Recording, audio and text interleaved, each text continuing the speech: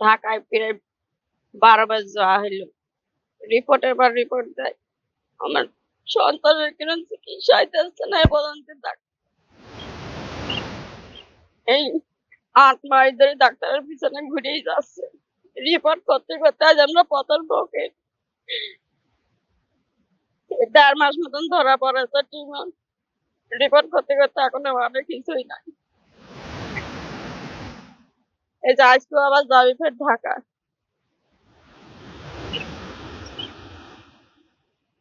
উনি কয় যে গাড় ফেটে যাচ্ছে আম্মু। আমার দম জেগে যাচ্ছে, আমার মাথার ভিতর জ্বালা যন্ত্রণা, আমার পেটের ভিতর জ্বালা যন্ত্রণা। সারা রাত ধরে টিপে দেই, ঢেলে দিত আমার। উনি ঘুম পারে না, আমিও ঘুম পারে না।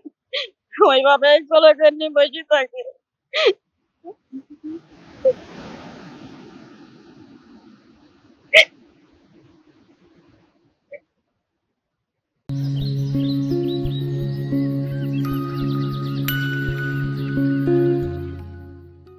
আজ আবার গেলে কি করবে ডাক্তার ডাক্তার জানে।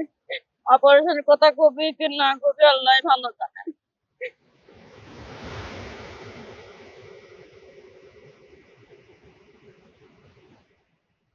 চোখ বরবর তাকালে মনে হয় যে মা হয়, মনে হয় না যে বাড়িতে থাকে। তার ওরও বাড়ি থাকতে হয়।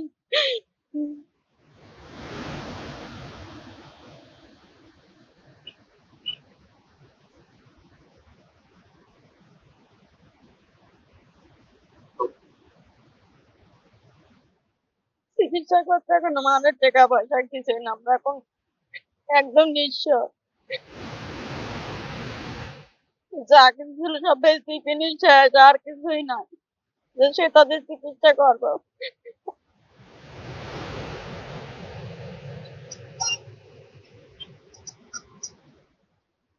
আমার বাচ্চা চোখে মাছের চোখের মতন এলাকা শস্যের দানার মতন সাদা হয়েছিল। তারপরে এই কোনে নিজের কোনে না নিজের যে যা কয় সে নেই যায়। তারপর আমার বাচ্চার কেন চিকিৎসা এ পর্যন্ত দিতে পারলাম না।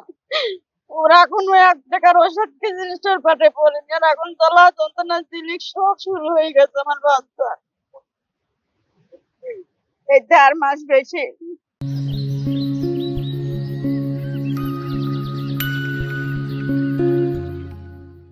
বুঝাতে পারবো না যে কি কষ্ট লাগে। ৮ মাস যাবৎ আমি এই কষ্টটা করছি। আমি যেখানে যাচ্ছি কয় ঢাকায় নিয়ে যান, ঢাকায় যাও আমি ১০-১২ বার ঘুরছি, তাও চিকিৎসা পাচ্ছি না। খালি রিপোর্ট আর রিপোর্টই পাচ্ছি। আর ওদের কি কষ্ট হতো আমি বুঝতেই পারছি। আর কেউ বুঝতে পার না বুঝতে, আমার কাছে থাকে বেশিরভাগ। যেখানে নিয়ে যায় ঢাকায় আমি ৪ দিন নিয়ে গেলাম একা। টাকা পয়সা নেই তাই একাই গেছি। যে একজন লোক নিয়ে গেলে পরে তার ৪-৫০০ টাকা খরচ। আজকেও একাই যাবো।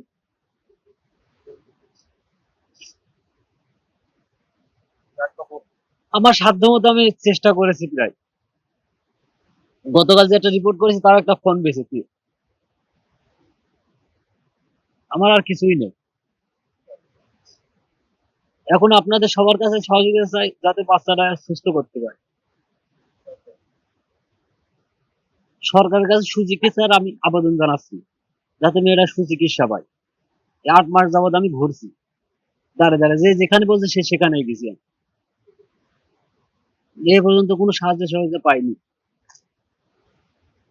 আমার নাম মোহাম্মদ মিলন উদ্দিন। আমার সন্তান হলো ৪টা। এটা হলো ছোট, সবার ছোট। বাকিগুলো ওই ভাটায় কাজ করে দিদি। আর একটা মেয়ে বিয়ে দিয়ে দিচ্ছে। এখানে তো স্বপ্ন ছিল যে আরবি পড়াবো, হাফেজা শেষ করাবো। আমার নাম মিলন। যে আমাদের বাড়ির পাশে মেয়েটা অনেকদিন ভোগ যে আমরা তো কিছুই করতে পারছি না। আমরা তো সবাই গরিব মানুষ এই জায়গা, আমরা তো তার কিছু সাহায্য করতে পারছি না। তা আপনারা আইসে দেখে আপনারা সবাই মিলে বাচ্চাটা বাঁচানোর জন্য আপনারা চেষ্টা করেন। আর সরকারের কাছে আমি এই যে আবেদন করছি, সরকার যেন কিছু দিয়ে এই মেয়েটা বাঁচানোর জন্য চেষ্টা করে। আমার নাম ঈশতা কর্মকার। তো তো ধরেন এই মেলা দিনটি নাকি আমি তো এখানে প্রায় আসি, হ্যাঁ। বাচ্চাটা নিয়ে খুবই ভুগতেছে, কোনো ট্রিটমেন্ট তো ঠিক মতো করতে পারলো না, বলে ডাক্তারও দেখাইছে, কোনো ডাক্তার ঠিক মতন তার ট্রিটমেন্ট দিতে পারেনি। তারপরে এই দিনে এসে দেখি যে আরো বেশি খারাপ হয়েছে।